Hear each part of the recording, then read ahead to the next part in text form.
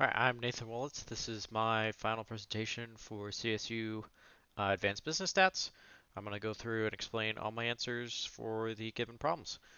So for the spreadsheet, I have separated all of the uh, basically the data sets and by this gray area just because the line or all the different questions were starting to blur together when I was working through them. But other than that, there's not really change. And then I added an answer column just where you can find find the answers or where those answers are in themselves. So let's get started. So for the first problem was to calculate the change in the Trump vote percent from 2016 to 2020 and then create a histogram for that. I just added a column, Trump vote change, where I'm just subtracting the 2020 from or the 2016 from the 2020 to see what the difference is. If it's a negative, he lost ground. If it's positive, he gained ground. And I'm going to need to zoom out so you can actually see that histogram here. So we have Trump vote change here, and then all the different bins. The next question was illustrate the relationship between the 2020 vote percent and the household income in a scatter plot. That's what this one is. So we have household income on the bottom or on the X and Trump vote percent on the Y. Those just come straight from their get the given columns. Not much ton on the chart there. The next is illustrate the relationship between the 2020 vote percent and a bachelor's degree. So that's this graph here. We can see that there's a fairly linear relationship between these two. This graph has a little bit stuff been added to it because some more questions relate to it. But we have the bachelor's degree percent here, and then the Trump vote percent on the Y. Let's get into what is the linear equation for the graph we just showed, and what is the r squared value. I just copied them over. They literally just come straight from the chart. That's Google Sheets calculated. And then use the linear equation from problem 4 to estimate if for a county with a bachelor's degree of 35%. And we just we plug in that value, so we just use this equation here and plug in a value. We get a value back. Next up, we have the dice. We want to know the probability of rolling one or more sixes, two or more sixes, or three sixes on 3d6.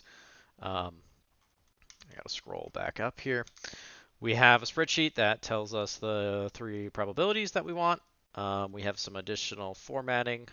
How I did this, I just added conditional formatting if it met the criteria that we wanted, so it's easy to spot which ones. I use this to test that my functions are working. So you can see here that we have three sixes, so all of these are green. You can see here that we only have two sixes, so only the first two are green. Easy to spot rather than just trying to look for yes or no's.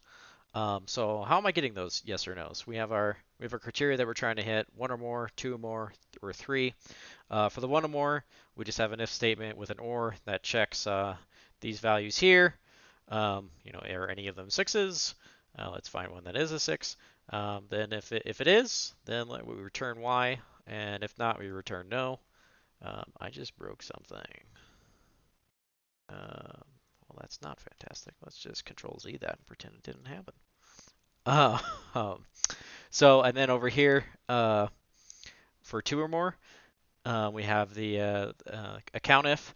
We're counting all these values here. We just count the whole row. And then for every one that is equal to 6, we count it. If at the end of that we have 2 or more, so greater than or equal to 2, then we return yes, and if not, we return no.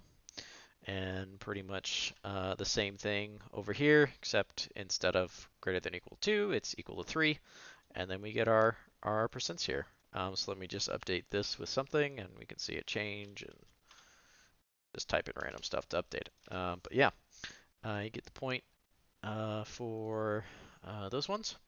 For the regression output, we were given this regression output here. The first one was write the y-hat equation.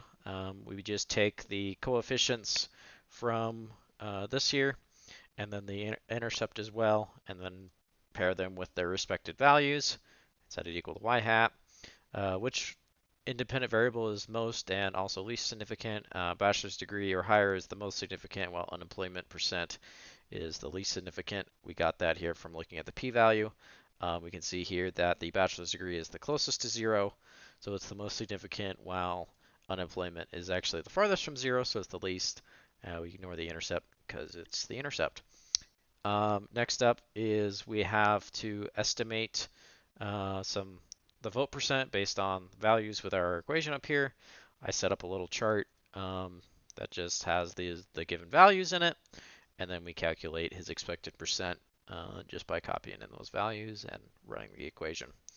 Next up is the stock market sim. So I copied over my stock market sim, and then we're trying to target $1.2 million. We have 12,000 of starting initial investment and 2K annual contribution. So we have a lot more money than we did last time.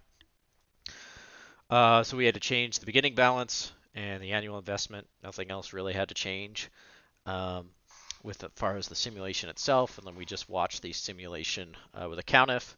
Kind of like the dice where we're looking through this whole column here, and we count it if it's over $1.2 million or equal to $1.2 million. Then we divide that by 40 and we get the percentage of them that we want. So let's go ahead and run the script, and we can see we're getting a little bit lower than last time I ran it, so far anyway. So yeah, so we can see for the simulated 30 people or 40 people that this would be ran for, 52% of them made their goals with this income. And that is all I have for the final presentation. Thank you.